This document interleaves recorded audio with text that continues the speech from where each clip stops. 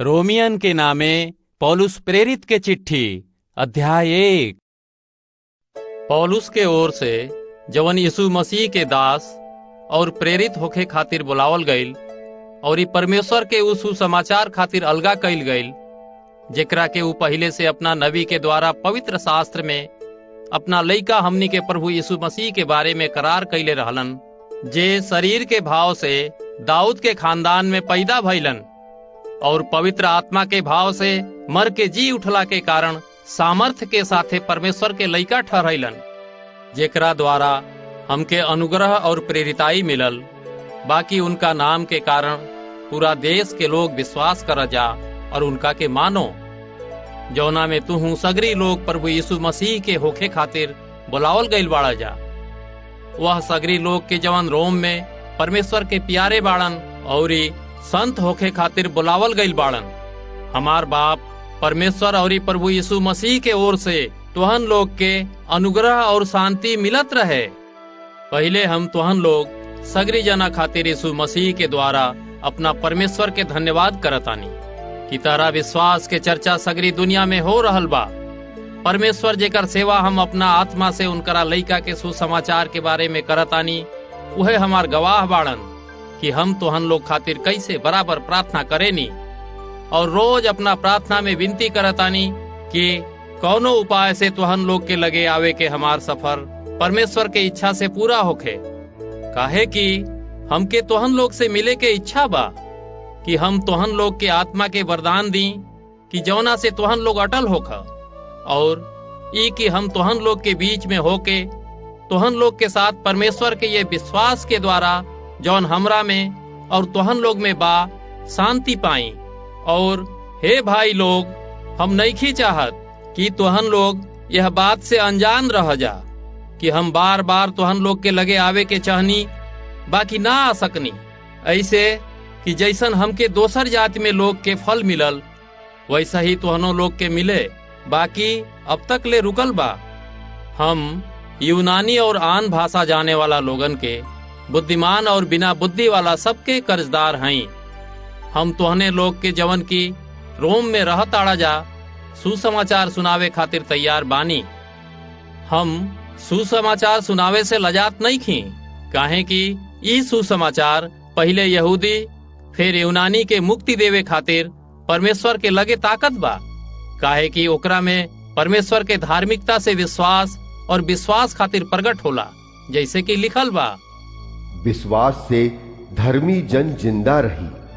परमेश्वर के किरोध वह लोग के सगरी अभक्ति और अधर्म पर सड़क से प्रकट होला, जवन लोग सच्चाई के अधर्म से दबा के रखेलन, यह खातिर कि परमेश्वर के विषय के ज्ञान उन्हनी के मन में प्रकट बा। काहे कि परमेश्वर उन्हनी पर प्रकट कैले बाड़न। काहे कि उनकर ना लौके वाला गुण और हमेशा के सामर्थ परमेश्वर के दुनिया के रचना के समय से उनकरा काम के द्वारा देखे में आवता, यहाँ तकले कि बिना जवाब के आदमी लोग बाड़न। यह कारण बा कि परमेश्वर के चिन्ह के वो लोग परमेश्वर के लायक बड़ाई और धन्यवाद ना कैलन, बाकी बिना मतलब के विचार करत आड़न। यहाँ ले कि उनकरा बेबुद्धि मन में अन्हार हो गईल, वो अपना के बुद्धिमान समझ के मूर्ख बन गईलन जा। और ये लोग अविनाशी परमेश्वर के महिमा के नाश होखे वाला आदमी, चिड़ई, जनावर और रेंगे वाला जीव जंतु के मूरत के जैसन बना देहलन जा। यही से परमेश्वर उनकरा के उनका मन के पाप से भरल इच्छा के द्वारा अशुद्ध होखे खातिर छोड़ देहलन कि आपस में अपना देह के अनादर करस। काहे कि वो लोग परमेश्वर के सच्चाई के बदल के झूठ बना देले बाड़न और ये बनावल चीज के पूजा और सेवा करताड़न, ना कि वह बनावे वाला परमेश्वर के, जौन हमेशा धन्य बाड़न। आमीन। यही से परमेश्वर वह लोग के नीच इच्छा के वश में छोड़ देले बाड़न। यहाँ लेके उनकर मेहरारू लोग अपना स्वभाव से जवन काम करे के चाही ओके बदल देले बाड़ी स। वैसे ही मर्दों लोग मेहरारू के साथे स्वभाव के काम छोड़ के आपसे में कामातुर होके जरे लगलन, और मर्द मर्द के साथे लाज के काम करके अपना भरम के ठीक फल पौले। और जब उ सांच परमेश्वर के जाने के कोशिश ना कैलन लोग, यही से परमेश्वर उके निकम्मा मन पर छोड़ देहलन कि गलत काम कर सुजा। यही से सगरी तरह से अधर्म, दुष्ट, लालच और बैर भाव से भर गईलन और डाह, खून, झगड़ा, छल, शिकायत कैल सजी तरह से पूरा हो गई। लोग बदनाम करे वाला परमेश्वर के नजर में घृणा के लायक बाड़न और ये अनादर करे वाला घमंडी, डींग मार, खराब खराब काम करे के नया तरीका जोहे ले, महतारी बाप के कहना ना माने वाला, बेबुद्धि, विश्वासघाती, बेमाया और निर्दयी हो गई बाड़न। ऊ लोग तो परमेश्वर के विधि के जानते बाड़न कि ऐसन कर्म करे वाला मौत के दंड के लायक बाड़न, तो ओना पर अपने तो ऐसन काम करते बाड़न, बाकी करे वाला से खुश भी हो खेले। रोमियन अध्याय 2। हे दोष लगावे वाला, तू केहू काहे न होख, तू निरुत्तर बाड़ा। काहे कि जौना बात में तू दोसर पर दोष लगावेला वही बात में अपनहू के दोषी ठहरावेला। काहे कि तू जवन दोष लगावेला अपनहू उहे काम करेला। और हम जानतानी कि ऐसन काम करे वाला के परमेश्वर के ओर से ठीक ठीक सजाए के हुक्म होखी। और हे आदमी, तू जवन ऐसन काम करे वाला पर दोष लगावेला और ये अपनहू उहे काम करेला, का तू ये सोचेला कि तू परमेश्वर के सजा के हुक्म से बच जाइवा? का तू उनकरा कृपा और सहनशीलता, धीरज के ऐसन धन के छोट जाना ताड़ा? का तू ये नईखा समझत कि परमेश्वर के कृपा तोहन लोग के अपना पाप से माफी मांगे के सिखावेला? बाकी तू अपना कठोर और हठी मन के द्वारा उनकरा किरोध के दिन खातिर, जे दिन परमेश्वर के सच्चा न्याय प्रकट होखी, तू अपना खातिर किरोध बटोरा ताड़ा। काहे कि परमेश्वर हरेक के ओकरा कर्म के जैसन सजा दी है। जवन लोग नीमन काम करत रहेलन और महिमा, आदर और अमरता के खोजा ताड़न, उनकरा के ऊ हमेशा रहे वाली जिंदगी दीहन। बाकी जे बहस करे वाला बाड़न और ई सांच के नईखा मानत, अधर्म के मानत आड़न, उनकरा पर किरोध और परमेश्वर के प्रकोप पड़ी। और ई कलेश, दुख, मुसीबत हर एक आदमी के जान पर पड़ी जे गलत करता। पहले यहूदी, ओकरा बाद आन जाति के ऊपर। बाकी महिमा, आदर और कल्याण वो सबके मिली। जवन लोग नीमन काम करता, पहले यहूदी, एकरा बाद आन जाति के ऊपर। काहे कि परमेश्वर केहू के तरफदारी ना करेलन। ऐसे कि जवन लोग बिना व्यवस्था पौले पाप करताड़न, उ बिना व्यवस्था के नाशो हुई हैं। और जवन लोग व्यवस्था पा के पाप करताड़न, उनकरा के सजा व्यवस्था के जैसन मिली। काहे कि परमेश्वर के यहाँ व्यवस्था के सुने वाला धर्मी ना, बाकी व्यवस्था पर चले वाला धर्मी ठहरावल जइहन। फिर जब आन जाति के लोग जेकरा लगे व्यवस्था नहीं खे, स्वभावे से व्यवस्था के बात पर चलत आड़न, तो व्यवस्था उनकरा लगे ना रहल, पर अपना खातिर अपना ही व्यवस्था बाड़न। उ व्यवस्था के बात अपना अपना दिल में लिखल बा दिखावा ताड़े, और उनकर अंतरात्मा भी गवाही देता, और उनकर विचार कभी दोष लगावता, कभी निर्दोष ठहरावत बाटे। जवन दिने परमेश्वर हमरा सुसमाचार के अनुसार यीशु मसीह के द्वारा आदमी के भीतर के बात के न्याय करिहन। यदि तू यहूदी कहताड़ा और ई व्यवस्था पर भरोसा रखताड़ा और ई परमेश्वर के बारे में घमंड करताड़ा और उनकर इच्छा जानताड़ा और ई व्यवस्था के शिक्षा पाके बढ़िया बढ़िया बात के प्यारा जानताड़ा और अपना पर भरोसा रखताड़ा कि हम आन्हरन के अगुआ और अनहरिया में रहे वालन के उजियार और बेबुद्धि लोग के सिखावे वाला और लइकन के गुरु बानी और ज्ञान और साँच के नमूना जौन व्यवस्था में बा हमके मिलल बा। तू जे दूसरा के सिखावा ताड़ा, का तू अपने नईखा सिखत? का तू दूसरा के चोरी ना करे के उपदेश देला और तू खुदे चोरी करत आड़ा? तू जे दूसरा के कहेला बेविचार मत कर और तू खुदे बेविचार करेला। तू जवन मूरत से घृणा करत आड़ा, का तू खुदे मंदिर के नईखा लूटत?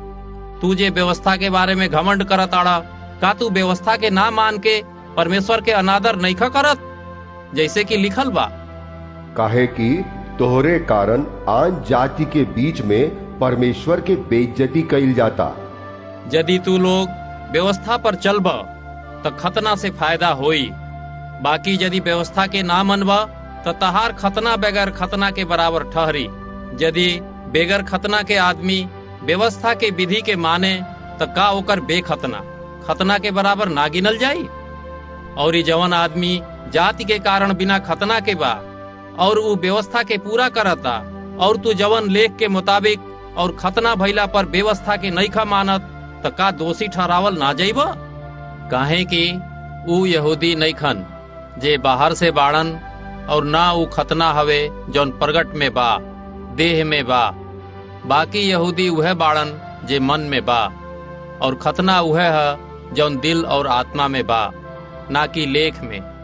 ऐसन लोग के बड़ाई आदमी के ओर से ना, बाकी परमेश्वर के ओर से होई। रोमियन अध्याय 3। यहूदी के का बड़ाई या खतना से का फायदा? सगरी ओर से ढेर कुछ।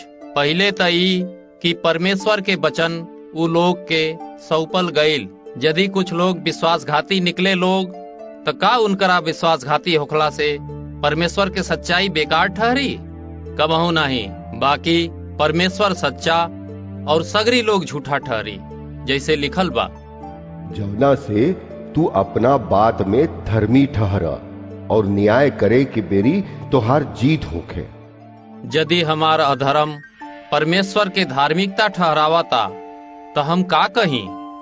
यह कि परमेश्वर जौन किरोध हमनी पर करेलन उ न्यायी बाड़न। ई त हम आदमी के रीत पर कहतानी, कबहू ना। नाही त परमेश्वर काहे खातिर दुनिया के न्याय करिहन? यदि हमरा झूठ के कारण परमेश्वर का सच्चाई उनकरा महिमा खातिर ढेर प्रगट होत बा, त फिर काहे पापी के जैसे हमनी के सजा के लायक ठहरावल जातानी? और हमनी के काहे बुराई ना कइल जाओ कि भलाई होखे? यदि हमरा पर यह दोष लगावल जाता, तो और कितना लोग कहेले कि इनकर यह कहना बा, बाकी ऐसन के दोषी ठहरावल ठीक बा। तो फिर का भइल? का हमनी के उन्हनी से निमन बानी जा? कबो ना। काहे कि हमनी के यहूदी और यूनानी दोनों पर दोष लगा चुकल बानी जा कि वो सब लोग पाप के कब्जा में बाड़े, जैसे शास्त्र में लिखलो बा, केहू धर्मी नहीं खे, एकहू नहीं खे, केहू समझदार नहीं खे, केहू परमेश्वर के खोजे वाला नहीं खे। सगरी लोग भटक गईल बाड़न, सगरी के सगरी निकम्मा बन गईल बाड़न। केहू भलाई करे वाला नहीं खे, एक हूं नहीं। उनकर घर खुलल कबर जैसे बा। उ लोग अपना जीभ से छल कैले बाड़न। उनकर ओठ में सांप के विष बा, और उनकर मुंह श्राप और कड़वाहट से भरल बा। उनकर गोड़ खून बहावे खातिर तेज बा। उनकरा राह में नाश और क्लेश बा। उ लोग शांति के राह ना जन ले। उनकरा आंख के सोझे परमेश्वर के डर नहीं खे। हम जानतानी कि व्यवस्था जवन कुछ कहेला उनकरे से कहेला जे व्यवस्था के कब्जा में बाड़न। यही से कि सब कर मुंह बंद कइल जाओ और सगरी दुनिया परमेश्वर के दंड के लायक ठहरे। काहे कि व्यवस्था के काम से केहू जन उनकरा आगे धर्मी ना ठहरी हैं। यही से कि व्यवस्था के द्वारा पाप के चिन्हल जाला। बाकी अब बिना व्यवस्था परमेश्वर के उ धार्मिकता प्रगट भइल बा, जेकर गवाही व्यवस्था और नबी लोग दे ताड़न। यानी कि परमेश्वर के उ धार्मिकता जवन यीशु मसीह पर विश्वास करे से सगरी विश्वास करे वाला खातिर बा। काहे कि कुछ भेद नहीं खे। काहे कि सब लोग पाप कइले बा और परमेश्वर के महिमा से दूरे बा। बाकी उनका अनुग्रह से वो छुटकारा के द्वारा जवन यीशु मसीह में बा, बिना लिहले दिहले धर्मी ठहरावल जाताड़न। उनकरा के परमेश्वर उनका खून के कारण एगो ऐसन प्रायश्चित ठहरावलन जौन विश्वास करे से कार्यकारी होला कि जवन पाप पहले कइल गईल और जेकरा के परमेश्वर अपना धीरज से आनाकानी कइले, उनकरा बारे में वो अपन धार्मिकता प्रगट करी। बाकी यही बेरा उनकर धार्मिकता प्रगट होखे कि जौना से वो अपना ही धर्मी ठहरस, और जे यीशु मसीह पर विश्वास करे उनकरो धर्मी ठहराए वाला होखे। तब घमंड कइल कहाँ रहल? ओकर त जगह नहीं खे। क्यों नहीं व्यवस्था के कारण से? का कर्म के व्यवस्था के कारण से? ना, बाकी विश्वास के व्यवस्था के कारण। यही से हम यह नतीजा पर पहुंचत बानी कि आदमी व्यवस्था के काम के बिना विश्वास के दोबारा धर्मी ठहरावल जाले। का परमेश्वर खाली यहूदी लोगन के परमेश्वर हउवन? का आन जाति के ना? हाँ, परमेश्वर आन जातियों के भी परमेश्वर हउवन। काहे कि एक ही परमेश्वर बाड़े, जे खतना वाला बाड़े सो विश्वास से और बेगर खतना वाला भी विश्वास के द्वारा धर्मी ठहरावल जाई। तो का हमनी के व्यवस्था के विश्वास के द्वारा बेअर्थ ठहरावत आनी जा? कबहू ना, बाकी व्यवस्था के स्थिर करत आनी जा। रोमियन अध्याय 4। तो हम का कही कि हमनी के पुरखा इब्राहिम के का मिलल? काहे कि यदि इब्राहिम काम से धर्मी ठहरावल जैते तो उनकरे घमंड करे के जगह होखित, बाकी परमेश्वर के सामने ना। पवित्र शास्त्र का कहता? यह कि इब्राहिम परमेश्वर पर विश्वास कैले और ऊ विश्वास के जरिए धर्मी ठहरावल गईलन। काम करे वाला के मजदूरी दिहल दान ना, बाकी हक समझल जाला। बाकी जौन आदमी काम नईखन करत चाहे, भक्तहीन के धर्मी ठहरावे वाला परमेश्वर पर विश्वास करत आड़े। उनकर विश्वास उनकरा खातिर धार्मिकता गिनल जाई। जेकरा के परमेश्वर बिना काम के धर्मी ठहरावेलन, ओकरा के दाऊद भी धन्य कहेलन। धन्य ऊ बाड़न जेकर अधर्म माफ भइल और जेकर पाप तोपल गई। धन्य बा ऊ आदमी जेकरा के परमेश्वर पापी ना ठहरई है। तो ई धन्य कहल का खाली खतना वाला खातिर बा या बेखतनो खातिर भी? हम यह कहतानी कि इब्राहिम खातिर उनकर विश्वास धार्मिकता गिनल गईल। तो काहे खातिर गिनल गईल? खतना के दशा में या बिना खतना के दशा में? खतना दशा में ना, बाकी बिना खतना के दशा में। और उनका के खतना के चिन्ह मिलल कि वो विश्वास के धार्मिकता पर छाप हो जाओ, जौना के ऊ बिना खतना के दशा में रखले रहलन, जौना से ऊ सब के बाप ठहरस। जे बिना खतना के दशा में विश्वास करे वालन ओ लोगन के इब्राहिम बाप ठहरस कि उहो धर्मी ठहरस, और वो खतना वालन के बाप होखस। खाली जे खतना कईल गईल बाड़न, बाकी हमार बाप इब्राहिम के वो विश्वास के रास्ता पर भी चलत आड़े, जौना के ऊ बिना खतना के दशा में कैले रहले। काहे कि परमेश्वर इब्राहिम और उनकरा खानदान से करार कैलन कि वो दुनिया के वारिस हुई हैं। ई वादा ना इब्राहिम के ना उनका खानदान के व्यवस्था के द्वारा दिहल रहे, बाकी विश्वास के धार्मिकता के द्वारा इब्राहिम के मिलल। काहे कि यदि व्यवस्था वाला वारिस बाड़न तो विश्वास बेकार और वादा बिना फल के ठहरी। व्यवस्था तक किरोध के जन्म देला, और जहाँ व्यवस्था नहीं खे वहाँ ओकरा के तूरे के भी सवाल नहीं खे। यही कारण वादा विश्वास के द्वारा मिलेला कि अनुग्रह के रीति पर होखे। वादा सगरी बाल बच्चा खातिर बरियार होखे, ना खाली ओकरे खातिर जे लोग व्यवस्था के मानेलन, बाकी उनकरो खातिर जे इब्राहिम के जैसे विश्वास वाला बा। वह तो हम सगरी आदमी के बाप हउवन, जैसे धर्मशास्त्र में लिखल बा। हम तहरा के ढेर जाति के बाप ठहरौले बानी। ओ परमेश्वर के सामने जेकरा पर वो विश्वास कैलन और जे मुर्दन में से जियावेलन, और जौन बात हइये नहीं खे ओकर नाम ऐसे लेताड़न जैसे कि वो बाटे। इब्राहिम निराशा में भी आशा रख के विश्वास कैलन, जौना से कि जवन वचन के अनुसार कि तोहार खानदान में ऐसन होई कि ऊ ढेर जाति के बाप होखी हैं।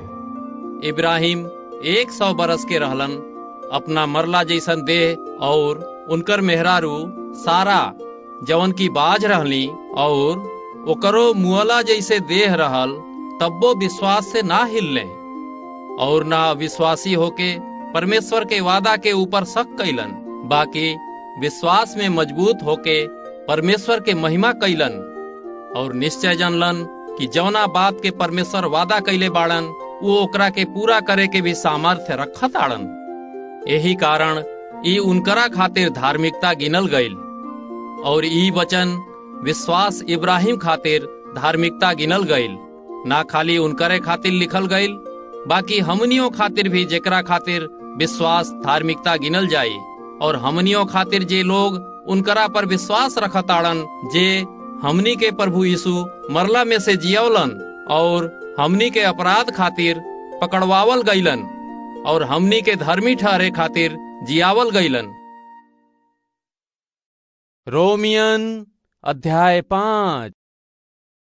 जब हमनी का विश्वास से धर्मी भइली जा तो अपना प्रभु यीशु मसीह के द्वारा परमेश्वर से मेल रखे के बा, जौना के द्वारा विश्वास के कारण वो अनुग्रह तक जौना में हमनी के बनल बानी जा हमनी के पहुँच भी बाटे और परमेश्वर के महिमा के आशा पर खुश होखे नी।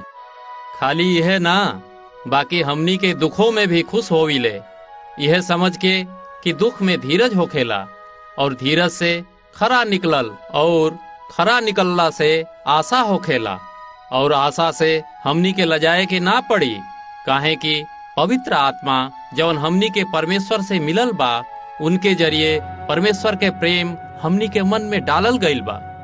काहे कि जब हमनी के कमजोर रहनी जा तब्बे मसीह ठीक समय पर भक्तिहीन खातिर मुअल है। कोनो धर्मी आदमी खातिर केहू मुए ई त दुर्लभ बा, बाकी हो सकेला कि कोनो भल आदमी खातिर केहू मुए के हिम्मत करे। बाकी परमेश्वर हमनी पर अपन प्रेम के भलाई यह तरीका से प्रकट करताड़े कि जब हमनी के पापिये रहनी जा तबे मसीह हमनी खातिर मुँह गईले, जबकि हमनी के अब उनकरा खून के जरिए धर्मी ठहर ली जा तब उनकरा द्वारा परमेश्वर के किरोध से बच जाइब जा। काहे कि बैरी होखे के दशा में तब उनकर लइका के मौत के जरिए हमनी के मेल परमेश्वर के साथे भइल। फिर मेल हो गईला पर उनकर जीवन के कारण हमनी के मुक्ति काहे ना मिली। खाली यह ना, बाकी हमनी के अपना प्रभु यीशु मसीह के जेकरा द्वारा हमनी के परमेश्वर से मेल भइल बा परमेश्वर के बारे में घमंडो करतानी जा। यह से जैसे एके आदमी के जरिए पाप दुनिया में आइल और पाप के जरिए मौत आइल और यही रीति से मौत सगरी आदमी में फैल गईल, काहे कि सगरी लोग पाप कइले। काहे कि व्यवस्था इला से पहले पाप दुनिया में रहे, बाकी जहाँ व्यवस्था नहीं खे वहाँ पाप गिनल ना जाला। तौनों पर आदम से लेके मूसा तक ले मौत ओहू लोग पर राज कैलस, उनकरे ऊपर जेकर पाप आदम के पाप जैसे ना रहे वो आए वाला के चिन्हा रहे। बाकी जैसे अपराध के दशा बा वैसे अनुग्रह के वरदान नहीं खे, काहे कि जब एगो आदमी के अपराध से ढेर लोग के मौत भइल तब परमेश्वर के अनुग्रह और उनकर जवन दान एगो आदमी के मतलब यीशु मसीह के अनुग्रह ढेर लोग पर भइल। ई दान ओकरा जैसन नहीं खे जेवन एगो आदमी के पाप कैला के जरिए आइल, काहे कि एक ही के अपराध के कारण न्याय शुरू भइल, जेवना के बदला सजा भइल। बाकी दूसरा और बहुत अपराध के कारण ऐसन वरदान पैदा भइल कि लोग धर्मी ठहरस। जब एगो आदमी के अपराध के कारण मौत और एक ही के जरिए राज कैलस त जौना लोग के अनुग्रह और धर्म जैसन वरदान ढेर मिलत बा तो एक ही आदमी के यानी यीशु मसीह के जरिए जरूर हमेशा के जिंदगी में राज करियन। यही से जैसे कि एगो अपराध सगरी आदमी खातिर सजा के हुक्म के जरिया भइल, वैसे ही एगो धर्म के काम सगरी आदमी खातिर जिंदगी के धर्मी ठहरावे जाए के कारण भइल। काहे कि जैसे एगो आदमी के हुक्म ना मानला से ढेर लोग पापी भइलन, वैसे ही एगो आदमी के हुक्म माने से ढेर लोग धर्मी हुई हैं। और व्यवस्था के बीच में आ गईल कि अपराध ढेर होखे, बाकी जहाँ पाप ढेर भइल वहाँ अनुग्रह ओकरा से भी कहीं ढेर भइल। कि जैसे पाप मौत में राज कैलस वैसे ही हमनी के प्रभु यीशु मसीह के जरिए अनुग्रह और धर्म के संगे हमेशा के जिंदगी से राज करी। रोमियन अध्याय 6। तब हम का कहीं, का हमनी के पाप करत रही जा कि अनुग्रह ढेर होखे? कबहू ना। हमनी के पाप खातिर जब मर गईनी तब फिर आगे ओमे काहे के जिंदगी बितावल जाओ?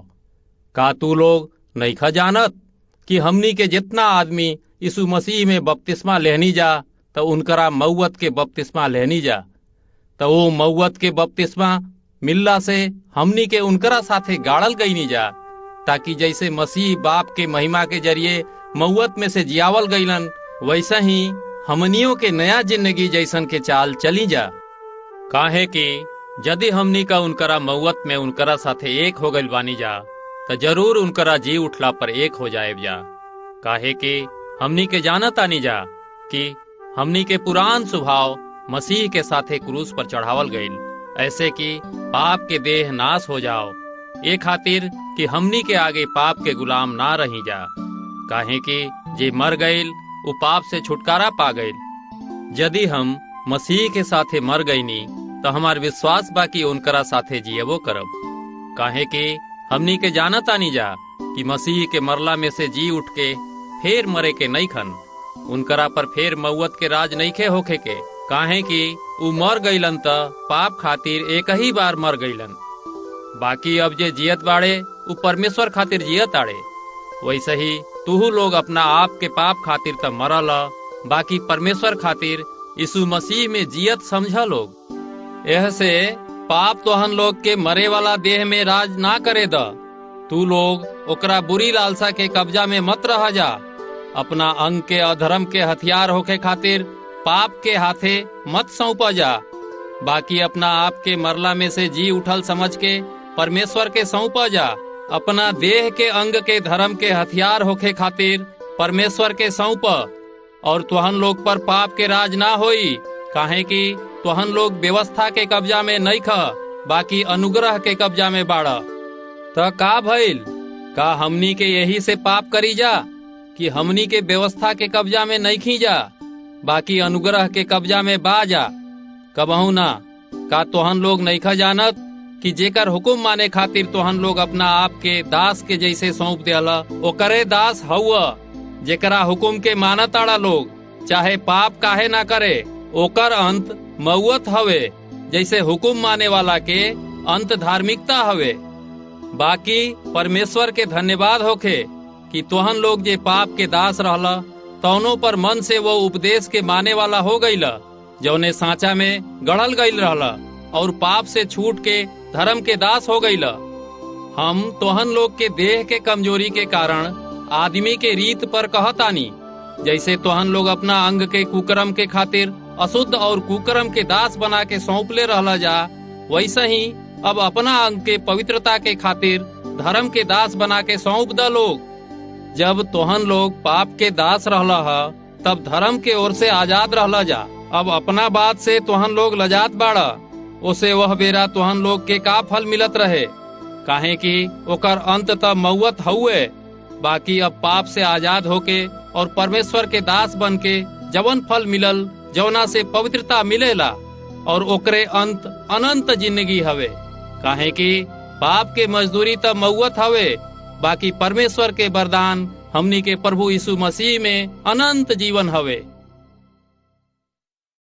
रोमियन अध्याय 7। हे भाई लोगन, का तोहन लोग नइखा जा जानत? हम व्यवस्था के जाने वाला लोग से कहतानी कि जबले आदमी जियत रहेला तबले ओकरा पर व्यवस्था के अधिकार रहेला। काहे कि विवाहित मेहरारू व्यवस्था के अनुसार पति के जियता भर में ओकरा साथे बधल बिया। बाकी यदि पति मर जाओ तो ऊ ओकरा यानी पति के व्यवस्था से छूट गईल। सो यदि पति के जियते ऊ कौनो दूसरा मर्द के हो जाओ तब बेविचारनी कहाई। बाकी यदि पति मर जाओ तो वो व्यवस्था से छूट गईल। यहाँ तक ले कि यदि अब दूसरा मर्द के भी हो जाओ तो ना पर भी बेविचारनी ना ठहरावल जाई। तब हे हमार भाई लोग, तहनो लोग भी मसीह के देह के जरिए व्यवस्था के खातिर मरला जैसे बन गईला कि वो दूसरका के हो जा, जवन मौत में से जियावल गईलन, ताकि परमेश्वर के खातिर फल लियावे। काहे कि जब हमनी की देह के दशा में रहली तब पाप के अभिलाषा जवन व्यवस्था के जरिए रहल, मौत के फर पैदा करे खातिर हमनी के अंग में काम करत रहल। बाकी जेकरा बंधन में हमनी का रहनी जा, उनकरा खातिर मर के अब व्यवस्था से ऐसन छूट गईनी जा कि लेख के पुरान रीति पर ना, बाकी आत्मा के नौका रीति पर सेवा करतानी जा। तो हम का कही? का व्यवस्था पाप हवे? कबहू ना। बाकी बिना व्यवस्था के हमनी के पाप के ना चिन्हती जा। व्यवस्था यदि ना कहित लालच मत कर त हमनी के लालच के ना जनती जा। बाकी पाप मौका पाके हुकुम के जरिए हमनी के सजी तरह के लालच पैदा कैलस, काहे कि बिना व्यवस्था के पाप मुर्दा हवे। हमनी के त व्यवस्था के बिना पहले जीवित रहनी जा, बाकी जब हुकुम आइल त पाप जी उठल और हमनी के मर गईनी जा। और उहे हुकुम जौन जिंदगी के खातिर रहे हमनी खातिर मौत के कारण ठहरल, काहे कि पाप मौका पाके हुकुम के जरिए हमनी के बहकौलस और ओकरे जरिए हमनी के मार भी देहलस। यही से व्यवस्था पवित्र बाटे और हुकुम भी ठीक और नीमन बाटे। त का ऊ जवन नीमन रहल हमनी खातिर मौत ठहरल? कबहू ना। बाकी पाप और नीमन चीज के जरिए हमनी खातिर मौत के पैदा करे वाला भइल कि ओकर पाप होखल प्रगट होखे और हुकुम के जरिए पाप ढेर पापमय ठहरे। काहे कि हमनी के जानत बानी जाकी व्यवस्था त आत्मिक हवे, बाकी हम देह और पाप के हाथे बिकल बानी।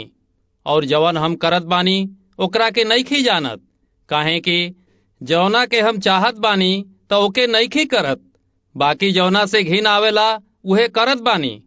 और यदि जवन हम नइखी चाहत ओकरे के करत बानी त मानत आनी की व्यवस्था निमन बा।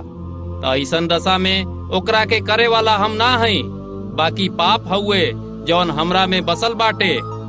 काहे कि हम जानत बानी कि हमसे यानी हमरा देह में कोनो नीमन चीज बास नइखे करत। इच्छा त हमरा में बा, बाकी नीमन काम हमसे नइखे होत। काहे कि जौना नीमन काम के हम इच्छा करत बानी ओकरा के नइखी कर पावत, बाकी जौन बुराई के इच्छा नइखी करत उहे करत बानी। यदि हम उहे करत आनी जौना के इच्छा नइखी करत तो ओकरा के करे वाला हम ना हई, पाप हवे जौन हमरा में बसल बाटे। यह से हम ई व्यवस्था पावत आनी कि जब हम भलाई करे के इच्छा करत आनी तो बुराई हमरा लगे आवत बाटे। काहे कि हम भीतरी मनुष्यता से त परमेश्वर के व्यवस्था से ढेर खुश होखत आनी, बाकी हमके अपना अंग में दोसर तरह के व्यवस्था दिखाई देता, जवन हमके बुद्धि के व्यवस्था से लड़त आटे। और जवन हमरा अंग में बाटे वो हमके पाप के व्यवस्था के बंधन में डालत बाटे। हम कैसन अभागा आदमी बानी, हमके यह मौत के देह से के छोड़ाई। हम अपना प्रभु यीशु मसीह के जरिए परमेश्वर के धन्यवाद करतानी। हम अपना बुद्धि से त परमेश्वर के व्यवस्था के, बाकी देह से पाप के व्यवस्था के सेवन करतानी। रोमियन अध्याय 8। यह से अब जे प्रभु यीशु मसीह में बा उनकरा पर दंड के हुकुम ना होई, काहे कि वो देह के अनुसार ना बाकी आत्मा के अनुसार चलत आड़े। काहे कि जिंदगी के आत्मा के व्यवस्था प्रभु यीशु मसीह में हमनी के पाप के मौत के व्यवस्था से आजाद कर देले बा। काहे कि जवन काम व्यवस्था देह के कमजोर होखला के कारण ना कर सकलस ओकरा के परमेश्वर कैलन, यानी अपना ही लइका के पापमय देह के समानता में और पाप के बलिदान होखे खातिर भेजे के देह में पाप पर दंड के हुकुम देहलन। यह खातिर की व्यवस्था के धार्मिकता हमनी में पूरा होखे, जे हमनी के देह के जरिए ना बाकी आत्मा के जरिए चलावत जाता नहीं जा। काहे कि शारीरिक आदमी देह के बात पर मन लगावे ले, बाकी आत्मिक आदमी आत्मा के बात पर मन लगावे ले। देह पर मन लगावल तब मौत हुए, बाकी आत्मा पर मन लगावल जिंदगी और शांति हुए। काहे कि देह पर मन लगावल तब परमेश्वर से दुश्मनी कैल हवे, काहे कि वो परमेश्वर के व्यवस्था के अधीन नहीं खन और ना हो सकताड़न। और जे देह के दशा में बा वो परमेश्वर के खुश नहीं खे कर सकत। बाकी जबकि परमेश्वर के आत्मा तोहन लोग में बसल बा, तोहन लोग शारीरिक दशा में ना बाकी आत्मिक दशा में बाड़ा। और यदि केहू में प्रभु यीशु मसीह के आत्मा नहीं खे तो वो उनकर आदमी नहीं खे। और यदि मसीह तोहन लोग में बाड़न तो देह पाप के कारण मरल बा, बाकी आत्मा धर्म के कारण जीवित बाटे। और यदि वही परमेश्वर के आत्मा जे यीशु के मरला में से जियौलन तोहन लोग में बसल बाड़े, तो जे मसीह के मोला में से जियौलन वो तोहन लोग के मरणहार देह के भी अपना आत्मा के जरिए जवन तोहन लोग में बसल बाड़े जिये ही हैं। ऐसे हे भाई लोग, हमनी के देह के कर्जदार नहीं खींचा, कि देह के अनुसार दिन काटल जा। काहे कि यदि तुहन लोग देह के अनुसार दिन कटवा जा तो मरबा लोग, और यदि आत्मा से देह के क्रिया के मरबा लोग तो जीवित रहबा जा। यही से कि जितना लोग परमेश्वर के आत्मा के चलावल चलत आड़े वह परमेश्वर के लइका हवे। काहे कि तुहन लोग के दासत्व के आत्मा नइखे मिलल कि डरत आड़ा जा, बाकी लेपालकपन के आत्मा मिलल बाटे, जौना से हमनी के हे अब्बा हे बाप कह के बुलाई ला जा। आत्मा खुद ही हमनी के आत्मा के साथे गवाही देता कि हमनी के परमेश्वर के संतान हई जा, और यदि संतान बानी जा तो वारिस भी बानी जा। बाकी परमेश्वर के वारिस और प्रभु यीशु मसीह के संगी वारिस बानी जा, कि हमनी के उनकरा साथे दुख उठावल जाओ, कि उनकरा साथे महिमा भी मिले। काहे कि हम समझतानी कि ये समय के दुख और क्लेश वो महिमा के सामने जवन हमनी पर प्रकट होखे वाला बाटे कुछ वो नहीं खे। काहे कि सृष्टि बड़ आशा भरल निगाह से परमेश्वर के लइकन के प्रकट होखे के राह जो रहल बाटे।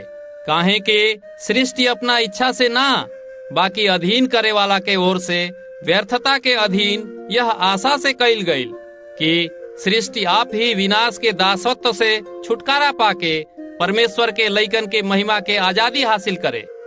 काहे कि हम जानतानी की सारी सृष्टि अब तक ले दुख से कहरत और तड़प रहल बाटे, और खाली वह लोग ना, बाकी हमनियों के जेकरा में आत्मा के पहिल का फल बाटे अपना आप में कहरत बानी जा, और लेपालक होखे के यानी अपना देह के छुटकारा के राह जोहत आनी जा। आशा के जरिए तो हमनी के मुक्ति भइल बाटे, बाकी जौना चीज के आशा कइल जाता जब ऊ देखे में आवत बा तो आशा कहाँ रहल। काहे कि जौना चीज के केहू देखता ओकर आशा का करी। बाकी जौना चीज के हमनी के नहीं खींचा देखत, यदि ओकर आशा रखत आनी जा तो धीरज से राह भी जोहत बानी जा। यही रीत से आत्मा भी हमनी के कमजोरी में मदद करेला। काहे कि हमनी के नहीं खींचा जानत कि प्रार्थना कौना रीत से करे के चाही। बाकी आत्मा ऐसा आह भर भर के जवन बयान से बाहर बा हमनी खातिर विनती करेले, और मन के जांचे वाला परमेश्वर जाना ताड़न कि आत्मा के मनसा का बाटे। काहे कि वो पवित्र लोग के खातिर परमेश्वर के इच्छा के अनुसार विनती करत आड़े। और हम जानतानी कि जवन लोग परमेश्वर से प्रेम रखत आड़े उनकरा खातिर सब बात मिल के भलाई के पैदा करेला। ऐसे ही उन्हीं के खातिर जे उनकरा यानी परमेश्वर के इच्छा के अनुसार बुलावल गईल बाणे। काहे कि जेकरा के वो पहले से जाना ताड़न उनकरा के पहले के ठहरावले भी बाड़न कि उनकरा लइका के रूप में होखस, ताकि वो ढेर भाई में पहिलौठा होखेस। फिर जेकरा के वो पहले से ठहरावले उनकरा के बुलौले भी, और जेके बुलौली उनकरा के धर्मी बनौले, और जेके धर्मी बनौले उनकरा के महिमा भी दियले। तब हम ये सब बात के बारे में का कहीं? यदि परमेश्वर हमनी के ओर बाड़न तो हमनी के विरोधी के हो सकेला? जौन परमेश्वर अपना खास लइका के भी ना रख छोड़लन, बाकी उनकरा के हमनी सबके खातिर देहलन, ऊ उनकरा साथे हमनी के और सब कुछ वो काहे ना दी हैं? परमेश्वर के चुनल लोग पर के दोष लगाई? परमेश्वर ऊ बाड़न जे उनकरा के धर्मी ठहरौले बाड़न। फिर के बा जे दंड के हुकुम दी? मसीह उहे हुए जे मर गईल, बाकी मौत में से जी उठलन, और परमेश्वर के दहिनी ओर बाड़न, और हमनी खातिर निवेदन भी करत आड़न के हमनी के मसीह के प्रेम से अलगा करी। का कलेश, संकट, उपद्रव, अकाल, नंगाई, जोखिम की तलवार? जैसे लिखल बा कि तोहन लोग खातिर हम पूरा दिन चांद से मारल जातानी, बद होखे वाला भेड़ के जैसे गईल बानी। बाकी इस सब बात में हमनी उनकरा जरिए जे हमनी से प्रेम रखा ताड़न जयवंत से भी बढ़ के बाड़े। काहे कि हम निश्चय जानतानी कि ना मौत, ना जिंदगी, ना दूत, ना प्रधानताई, ना वर्तमान, ना भविष्य, ना सामर्थ, ना ऊंचाई, ना गहराई, ना कौनो और सृष्टि हमके परमेश्वर के प्रेम से जौन हमरा प्रभु यीशु मसीह में बा अलग कर सकेला।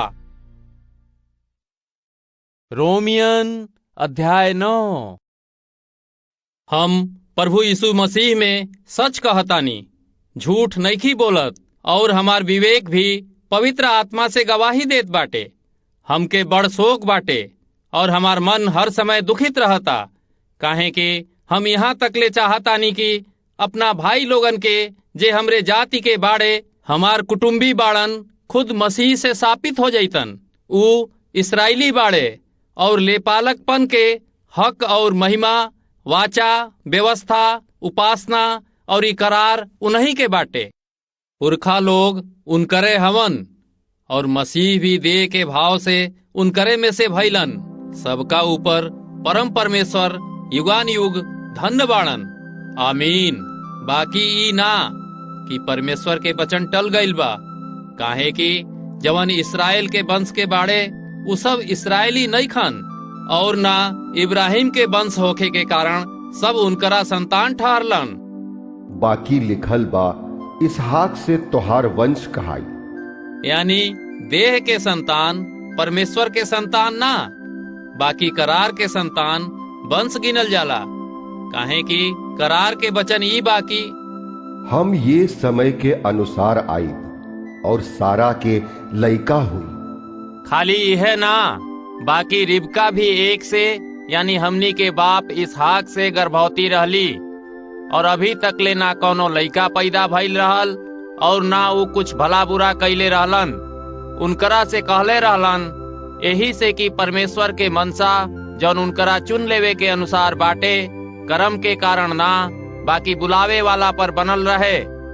जेठका छुटका के दास हुई। जैसे लिखल बा, हम याकूब से प्रेम कईनी, बाकी एसाव के अप्रिय जनली।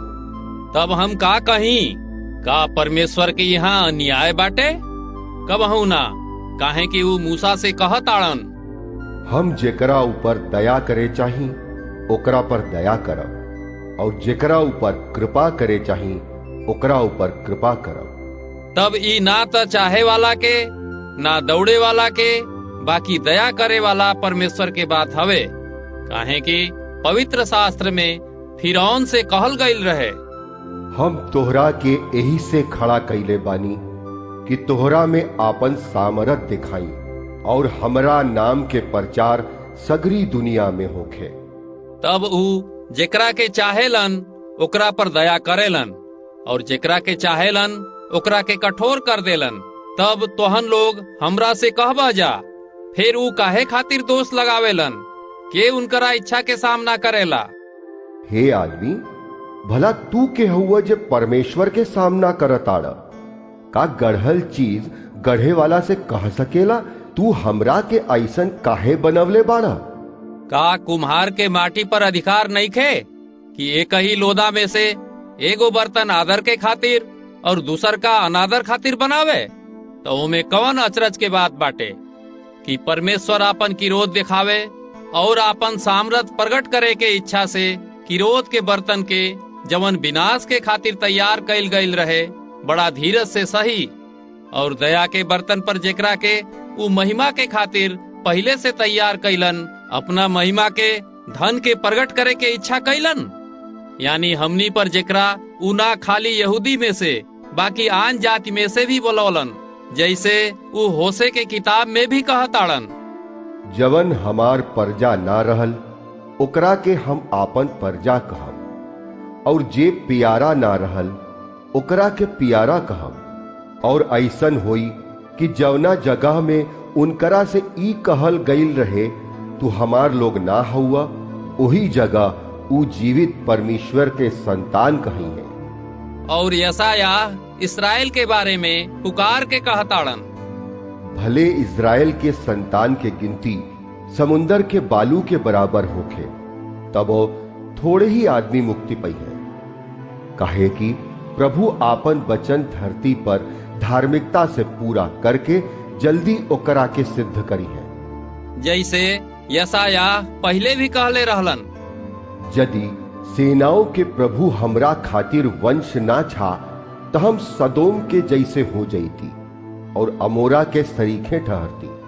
तब हम का कहीं, यह कि आन जात के लोग जवन धार्मिकता के खोज ना करेले धार्मिकता पौलन, यानी वो धार्मिकता के जवन विश्वास से बाटे।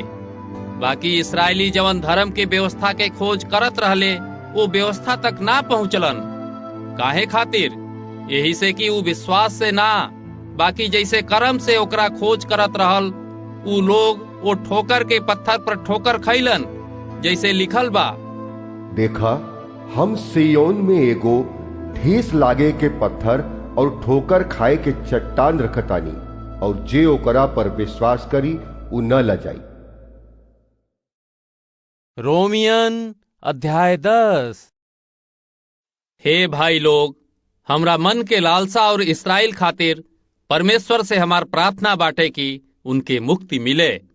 काहे कि हम उनकर गवाही देतानी कि उनकर परमेश्वर के खातिर धुन रहता, बाकी परमेश्वर के ज्ञान के साथे ना।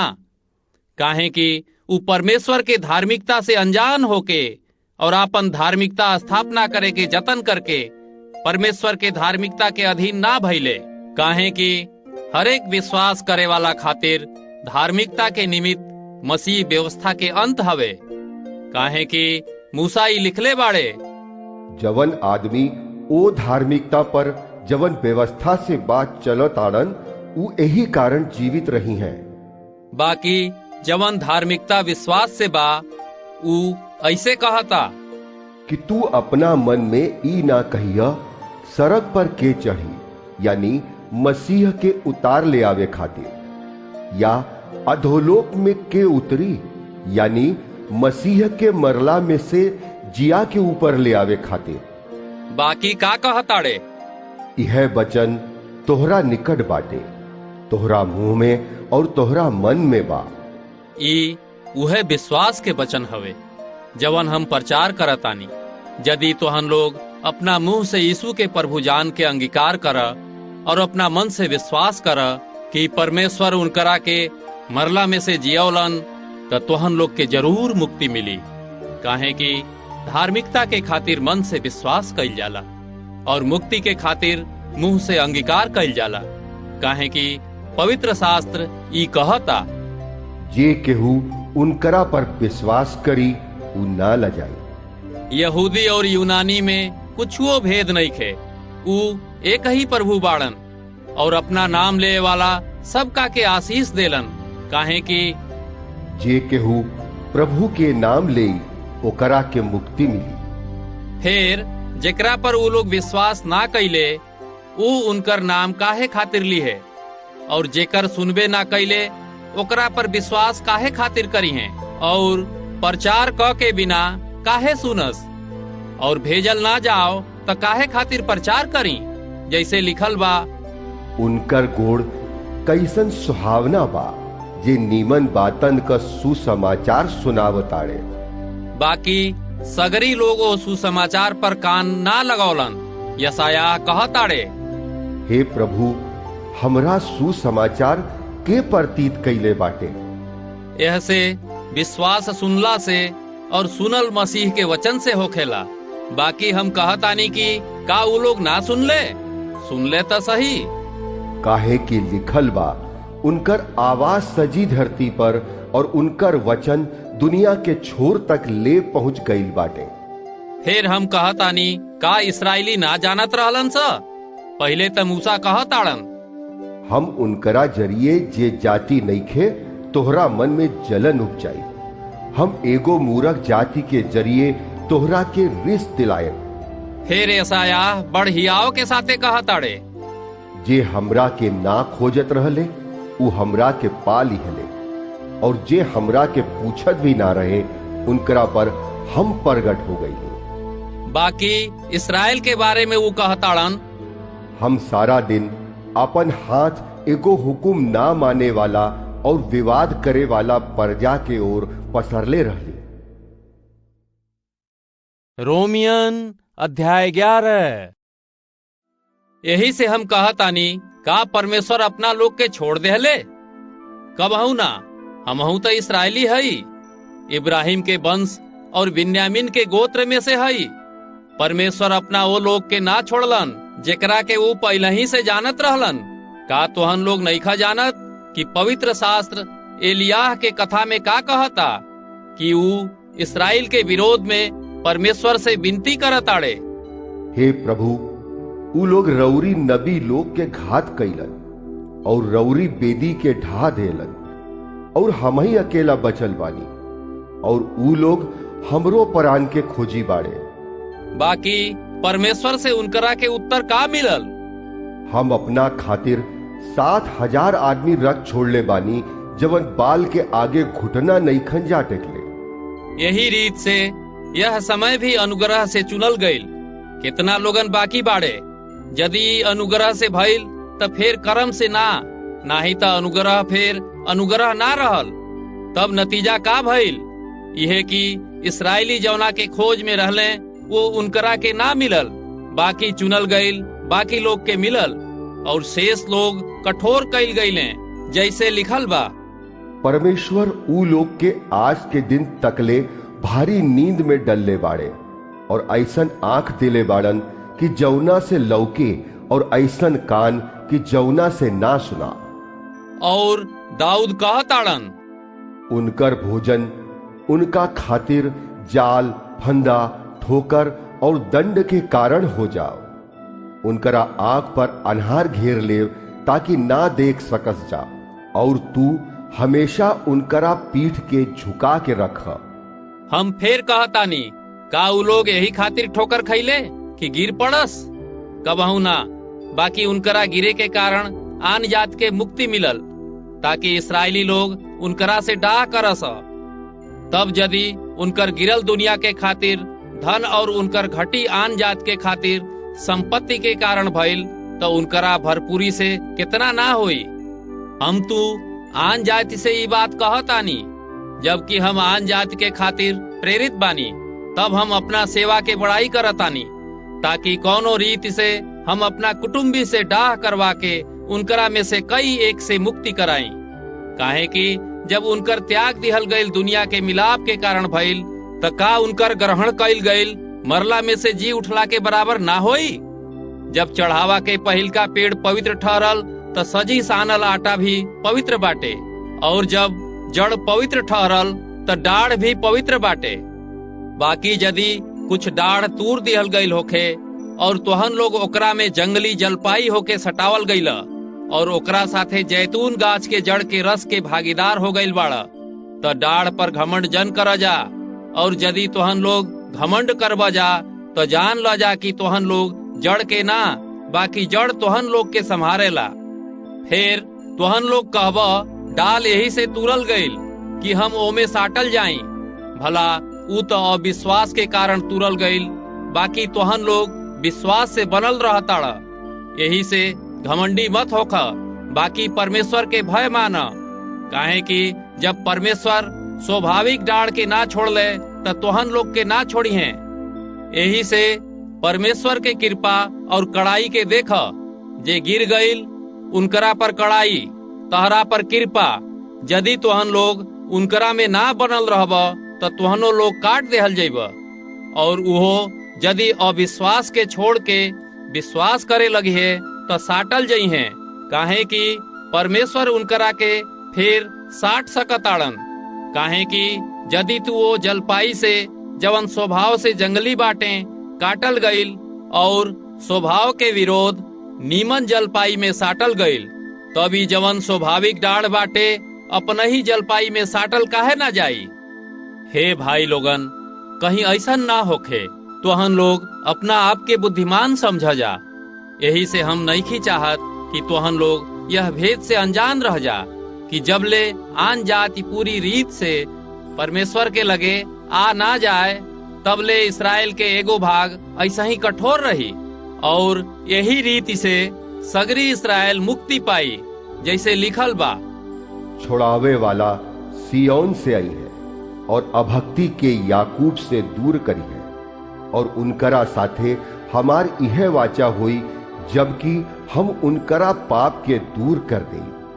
ऊ सुसमाचार के भाव से तत्वहार बैरी बाड़न, बाकी चुन लेहल गईला के भाव से बाप दादा के प्यारा बाड़न। काहे कि परमेश्वर अपना वरदान से और बुलाहट से कभी पीछे ना हटिए। काहे कि जैसे तोहन लोग परमेश्वर के हुकुम ना मनला, बाकी ऊ लोग के हुकुम ना मनला से तहरा लोग पर दया भइल बाटे, वैसे ही उहो अब हुकुम ना मन ले कि तोहन पर जवन दया होखाता ओकरा से उनकरा पर भी दया होखे। काहे कि परमेश्वर सब लोग के हुकुम ना माने के कारण बंद करके रखले बाड़े, ताकि उ सब करा पर दया करस। ओह, परमेश्वर के धन बुद्धि और ज्ञान कितना गंभीर बाटे।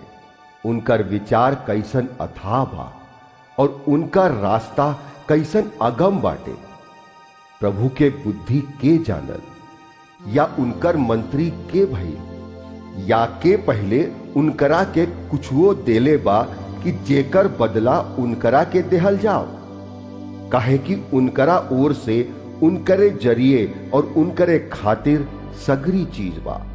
उनकरे महिमा युगान युग होखत रहे। आमीन। रोमियन अध्याय 12। ऐसे हे भाई लोग, हम तोहन लोग से परमेश्वर के दया स्मरण दिया के विनती करतानी कि अपना देह के जीवित, पवित्र और परमेश्वर भावत बलिदान करके चढ़ावा जा। यह तोहन लोग के आत्मिक सेवा बाटे, और यह दुनिया के जैसे मत बना। बाकी तोहन लोग के बुद्धि के नया हो जाए से तोहन लोग के चाल चलन भी बदल जाओ, जौना से तोहन लोग परमेश्वर के भली भांत और सिद्ध इच्छा अनुभव से मालूम करत रह जा। काहे कि हम वो अनुग्रह के कारण जवन हमके मिलल बाटे तोहरा लोग में से सगरी लोग से कहतानी कि जैसे समझे के चाही ओकरा से आगे केहू अपना आप के ना समझस।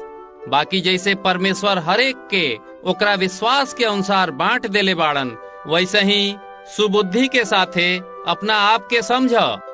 काहे कि जैसे हमनी के देह में ढेर अंग बा और सब अंग के एक जैसन काम नहीं खे, वैसे ही जे हमनी के ढेर बानी जा, मसीह में एगो देह होके आपस में एक दूसरा के अंग बानी जा। और जबकि वो अनुग्रह के अनुसार जवन हमनी के देहल गईल बाटे, हमनी के तरह तरह के वरदान मिलल बाटे। जे कि नबी के दान मिलल होखे, उ विश्वास के अनुसार भविष्यवाणी कर। यदि सेवा करे के दान मिलल होखे त सेवा में लागल रह। यदि केहू सिखाए वाला गुरु होखे त सिखावे में लागल रहे। जे उपदेशक होखे त उ उपदेश देवे में लागल रहे। दान देवे वाला दिल खोल के दे। जे अगुवाई करे वो उत्साह से करे, जे दया करे वो खुशी से करे। तोहन लोग के प्रेम सांच होखे, बुराई से घृणा कर, भलाई में लागल रह। भाईचारा के प्रेम से एक दूसरा से माया रखा। लोग हमेशा आदर करे में एक दूसरा से आगे रह। कोशिश करे में आलसी मत होख। आत्मिक उन्माद में भरल रह। प्रभु के सेवा करत रह। आशा में आनंदित रह। क्लेश में स्थिर रह। प्रार्थना में हर समय लागल रह। पवित्र लोग के जवन कुछ जरूरत होखे ओमे ओकर मदद कर।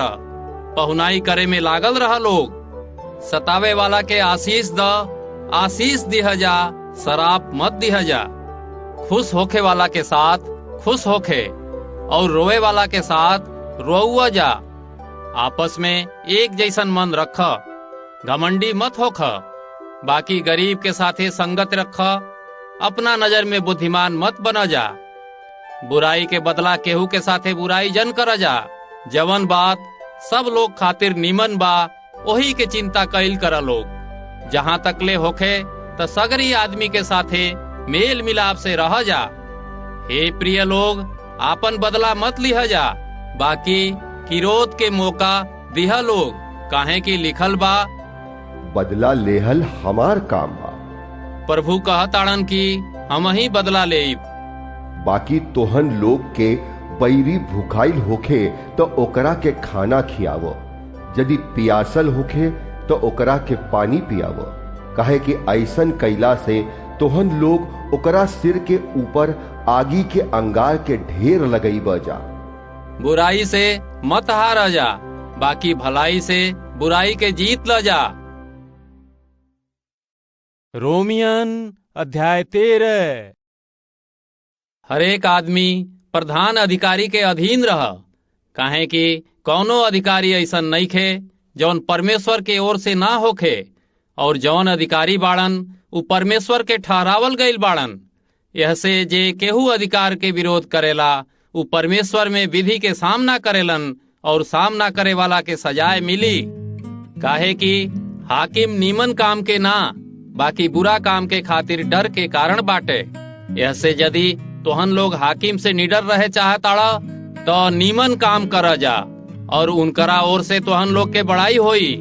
काहे कि ऊ तोहन लोग के भलाई के खातिर परमेश्वर के सेवक बाड़े। बाकी यदि तोहन लोग बुराई करब तो डर, काहे कि ऊ तलवार व्यर्थ ले नहीं खन और परमेश्वर के सेवक हवे कि उनकरा किरोध के अनुसार बुरा काम करे वाला के बुरा काम के लायक सजा देब। यह से अधीन रहिया लोग, वह किरोध से ना बाकी डर से जरूरी बा। और विवेक भी यह गवाही देत बा। यही से कर भी द लोग, काहे कि ऊ परमेश्वर के सेवक हवन और हमेशा यही काम में लागल भी रहेलन। यही से हरेक के हक चुकावल करा लोग। जेकरा के कर चाही ओकरा के कर द लोग, जेकरा के चुंगी चाही ओकरा के चुंगी द लोग, जेकरा से डरे के चाही ओकरा से डरा लोग, जेकरा के आदर करे के चाही ओकर आदर करा लोग। आपस में प्रेम के छोड़ के और ई कौनो बात में केहू के कर्जदार मत होका लोग। काहे कि जे दूसरा से प्रेम रखेला उहे व्यवस्था पूरा कैले बाड़न। काहे कि बेभिचार मत करिह, हत्या मत करिह, चोरी मत करिह, लालच मत करिह। और ओकरा के छोड़ के और कौनो आज्ञा होखे तो सजी के उत्तर यह बात से मिलत बाटे कि अपना पड़ोसी से अपने जैसे प्रेम रखिह। प्रेम पड़ोसी के कुछो बुराई ना करेला। यही से प्रेम रखल व्यवस्था के पूरा कईल बाटे। और समय के चीन के ऐसा ही करा लोग। यह से कि अब तोहन लोग खातिर नींद से जाग उठे के घड़ी आ पहुँचल बा। काहे कि जौना समय हमनी के विश्वास कैले रहनी जा ओ समय के विचार से अब हमनी के मुक्ति नियरे बाटे। रात ढेर बीत गईल बा और दिन निकले पर बाटे। यही से हमनी के अनहार के काम के त्याग के उजियार के हथियार बांध लिहल जा। जैसे दिन के सोहात बाटे वैसा ही हमनी के सोझ चाल चली जा, ना कि लीला क्रीड़ा और पियक्कड़ी में, ना बेभिचार और लुचपन में, और ना झगड़ा और डाह में, यानी प्रभु यीशु मसीह के पहिन ला लोग।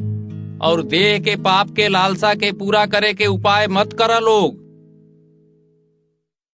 रोमियन अध्याय 14। जे विश्वास में कमजोर बाड़े उनकरा के अपना संगति में ले ला लोग। बाकी उनकरा शंका पर विवाद करे के खातिर ना।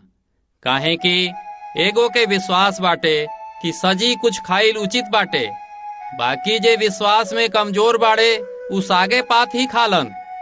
और खाए वाला ना खाए वाला के छोट ना समझे और ना खाए वाला पर दोष ना लगावे। काहे कि परमेश्वर होके ग्रहण कैले बाड़न। तू के हुआ जे दूसरा के सेवक पर दोष लगावताड़। ओकर स्थिर रहल आ ओकर गिर गईल ओकरा मालिक से संबंध रखता।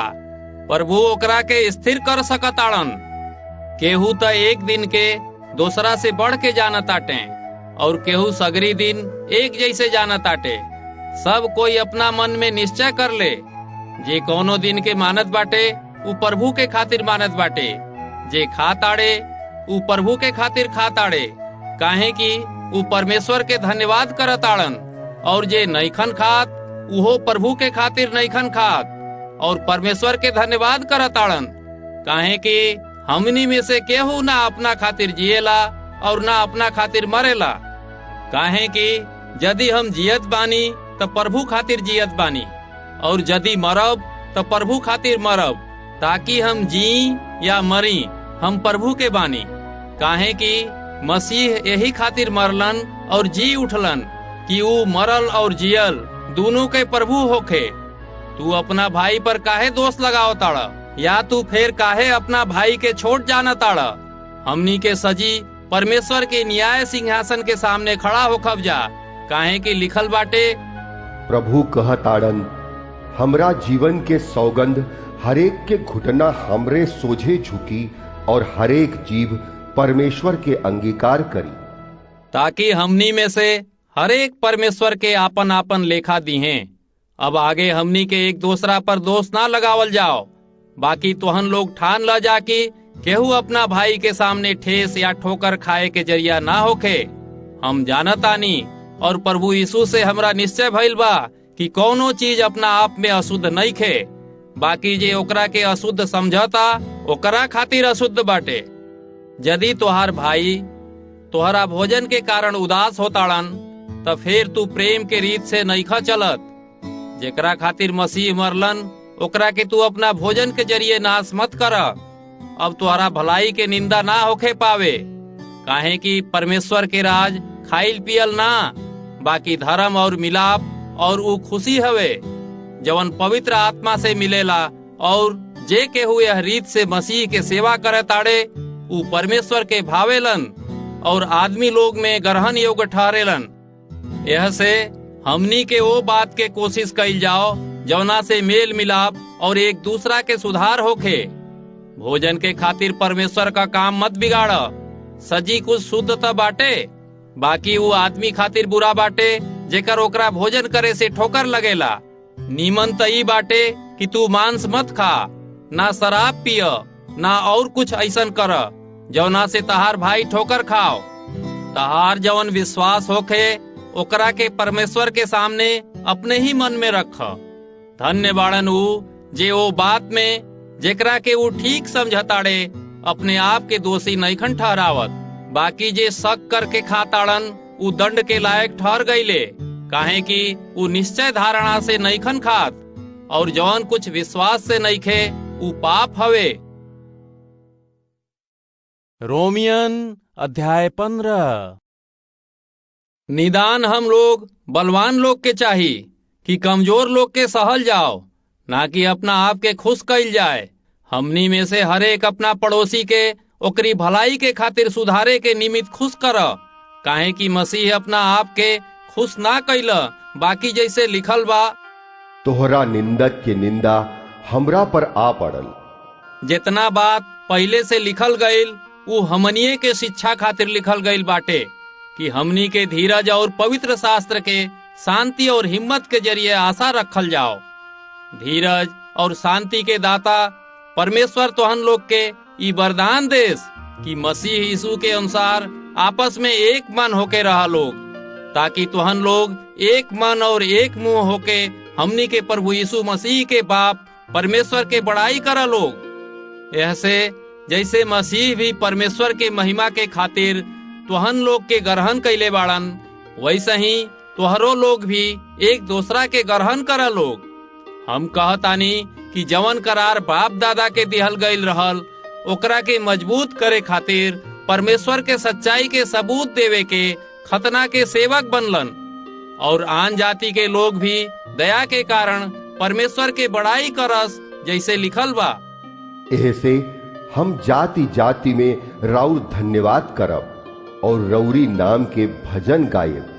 फिर कहल गईल बा, हे जाति जाति के सजी लोग उनकरा प्रजा के साथे आनंद कर लोग। फिर हे जाति जाति के सजी लोग प्रभु के बड़ाई कर, और हे राज्य राज्य के सजी लोग उनकरा के सराह। फिर यशायाह कहताड़न, यीशय के एगो जड़ प्रगट हुई और आन जाति के हाकिम होके खातिर एगो उठी है। उनकरा पर आन जाति के लोग आशा रखी, ताकि परमेश्वर जवन आशा के दाता बाड़न तोहन लोग के विश्वास करे में सजी तरह के आनंद और शांति से भरपूर करस, कि पवित्र आत्मा के सामर्थ से तोहन लोग के आशा बढ़त जाओ।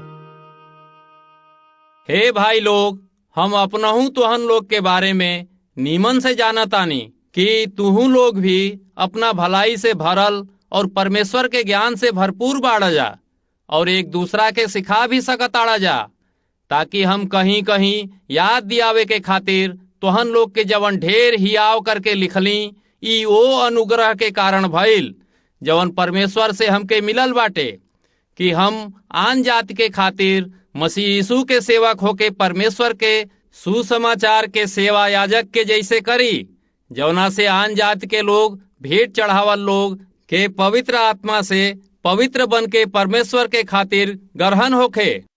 तब वो बात के बारे में जवन परमेश्वर से मेल रखा ताटे हम मसीह यीशु में आपन बड़ाई करतानी। काहे कि वो बात के छोड़ के हमरा और कौनो बात के बारे में कहे के हियाव नहीं खे। जवन मसीह आन जात के लोगन के परमेश्वर के हुक्म माने खातिर जवन कुछ कहली और कैली, चिन्ह अद्भुत काम के सामर्थ से और पवित्र आत्मा के सामर्थ से हमरे जरिए कैलन। यहाँ तक ले कि हम यरूशलेम से लेके चारों ओर इल्लुरिकुम तक ले मसीह के सुसमाचार के पूरा प्रचार कैली। बाकी हमरा मन के उमंग ई बाटे कि जहाँ जहाँ मसीह के नाम ना लेहल गईल उहवे सुसमाचार सुनाई। ऐसा ना होखे कि दूसरा के नेव पर घर बनाई। बाकी जैसे लिखल बा ओइसे ही होखे जेकरा लगे उनकर सुसमाचार ना पहुंचल उहे देखिए और जे ना सुनले उहे समझी है। ऐसे हम तोहन लोग के लगे आवे से बार बार रोकल गईल रहली। अब हमरा ये देशन में और जगह ना रहल और ढेर बरस से हमार तोहरा लोग के लगे आवे के लालसा बाटे। ऐसे जब इस्पानिया के जाएब तो तोहन लोगन के लगे से होत जाएब। काहे कि हमके आशा बाटे कि वो यात्रा में तोहन लोग से भेंट करी और जब तोहन लोग के संगत से हमार कुछ जीव भर जाई तब तोहन लोग हमके कुछ दूर पहुंचा द लोग। अब वही तो पवित्र लोगन के सेवा करे खातिर यरूशलेम जातानी। काहे कि मकिदुनिया और अखया के लोग के ई नीमन लागल कि यरूशलेम के पवित्र लोग जे गरीब बाड़न कुछ चंदा करे। नीमन तो लागल, बाकी वो उनकरा कर्जदार भी बाड़न।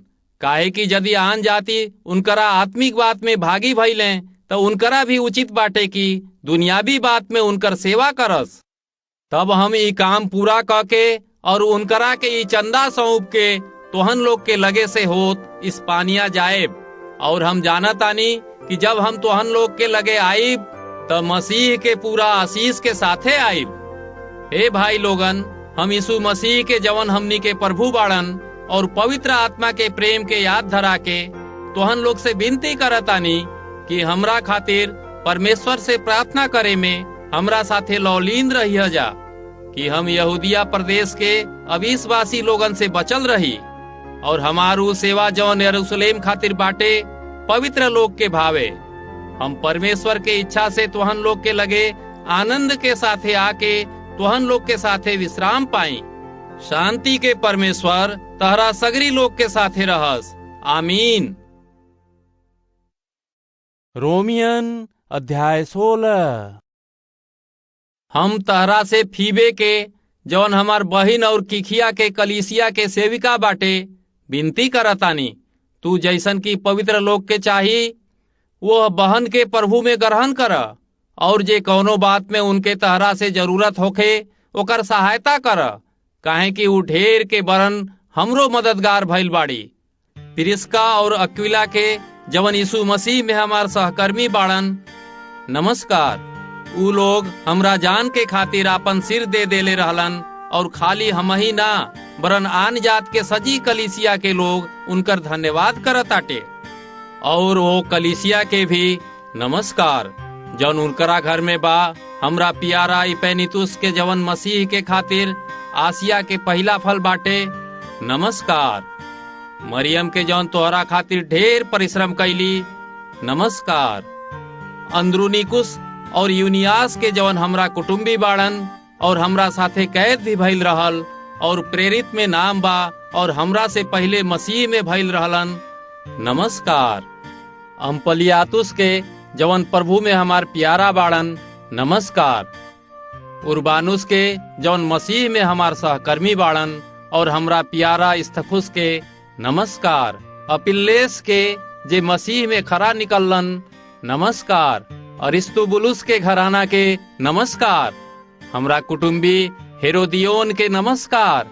नरकिस्सुस के घराना के जवन लोग बाड़न उनकरो के नमस्कार। त्रुफैना और त्रुफोसा के जे प्रभु में परिश्रम करेली नमस्कार। पियारी परसिस के जवन प्रभु में ढेर परिश्रम कैले बाड़ी नमस्कार। रफूस के जवन प्रभु में चुनल गईल बाड़न और उनकर महतारी जवन हमरो बाड़ी दोनों के नमस्कार। असुकितुस फिलगोन, हिमस, पत्रुबास, हिमांस और उनकरा साथ के भाई लोग के नमस्कार। फिलुलुगुस, यूलिया, नेरियुस, उनकर बहिन उनुम्पास और उनकरा साथ के सगरी पवित्र लोग के नमस्कार।